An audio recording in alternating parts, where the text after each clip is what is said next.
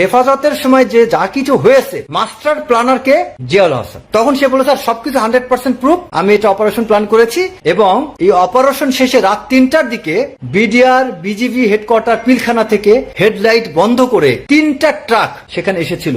ওই 3 ট্রাক ভর্তি লাশগুলো কোথায় গিয়েছে, কি হয়েছে এখনো কেউ জানে না। জিয়া তৌহিদ স্যারকে বলল পিএম এর নির্দেশ মোতাবেক সারা দেশে প্রায় 10,000 লোক আছে এবং এদেরকে নিয়ে একটা গোপন তালিকা হয়েছে, এই 10,000 লোককে মেরে ফেলতে হবে। পিএম বলেছেন আওয়ামী লীগ আর কোনোদিন এই দেশের ক্ষমতা ছাড়বে না। এই তো সেদিনও জেনারেল তারেকের সাথে আমাদের গোপন মিটিং হলো।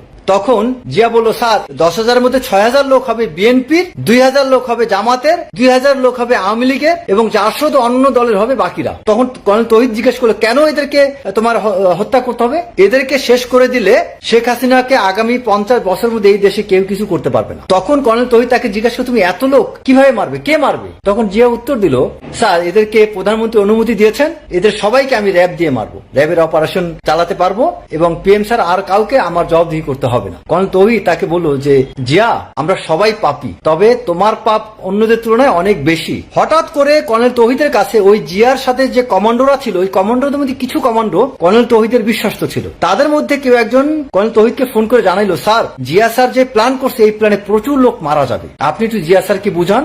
তখন এই কর্নেল তৌহিদ আবার জিয়াকে ফোন দিল। ফোন দেওয়ার পর জিয়া বলল স্যার এতক্ষণ বেনজির স্যারের সাথে আমি ব্যস্ত ছিলাম। কর্নেল তৌহিদ তাকে বলল যে জিয়া শাপলা চত্বরে কিন্তু বহু বাচ্চা আছে কোরআন হাফেজ, ডোন্ট কিল দেম।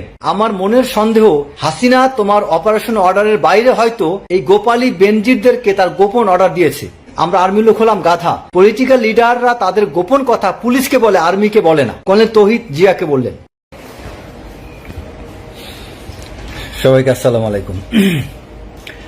আজকে আসলে যে বিষয়টা নিয়ে লাইভ হচ্ছি তা হচ্ছে জিয়াউল আহসান।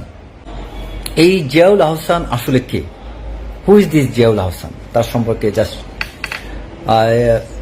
এই জিয়াউল আহসানকে বলা হয় বাংলাদেশ আর্মি ইতিহাসে এক্সট্রিমলি ডার্টি সোল জিয়া বা খুনি জিয়া, কিলার জিয়া বা মানসিকভাবে বিকারগ্রস্ত বা বিকৃত চিন্তা চেতনার বা বিকৃত মস্তিষ্কের একজন অফিসার, যেটা আমাদের বাংলাদেশ ইতিহাসে কখনো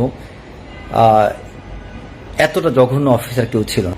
যাই হোক এই জিয়াউল আহসান মূলত আজকে জিয়া কিনা যেটা বলবো যে আমাদের কর্নেল তৌহিদ চিফ সিকিউরিটি অফিসার তৌহিদ স্যার একটা লেখা পাঠিয়েছেন আমাকে। সেই লেখাটা পড়ে আমি একদম তথ্য উপাত্ত সহ কিছু বিষয় আমি পেলাম জিয়াউল আহসান সম্পর্কে। সেটাই আমি স্যারের লেখাটাই আপনাদেরকে আমি পড়ে